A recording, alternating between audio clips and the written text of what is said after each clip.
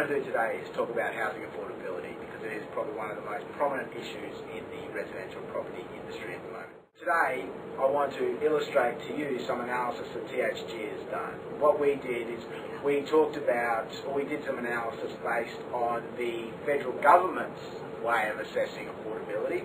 They have set their affordability threshold at 30% of your gross income being attributed to housing costs. So if you're paying more than 30% of your gross income towards your housing costs, be it rent or your mortgage repayments, then you're in the unaffordable bracket. If you're paying below the 30%, you're in the affordable bracket.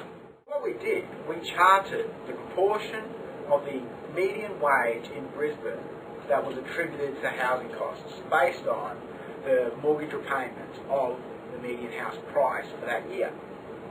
So you can see the chart starts low at about 15% in the early 80s and gradually increases up to where we are today at more than 40% of your wage being attributed to housing costs.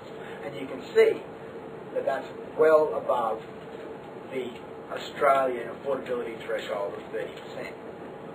So what were some of the reasons for this to occur? Well, you can see in 1988, when we had the bicentenary and also Expo 88 in Brisbane, there was a dramatic increase in the proportion of wages attributed to housing costs, basically a dramatic decrease in affordability. And that was most likely due to Brisbane becoming a metropolitan centre and also there being a boost in housing prices at that time. It stayed pretty constant there to the turn of the century. And what did we see at the turn of the century? We saw a sophistication in capital markets and, the onset of globalisation and everything else, and a freeing up of capital globally. Some would say that was probably the start of what has ended up as being the global financial crisis.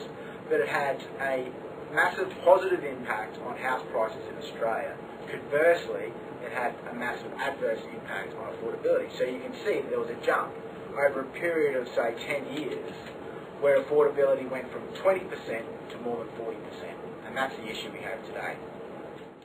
So this chart and this line examines housing affordability as the proportion of your wage allocated to housing costs. We've kept interest rates constant for this analysis. But what you can see is that interest rates were very high back in the day, in the early 90s, dropped and then stayed fairly low until reaching all-time lows around the GFC.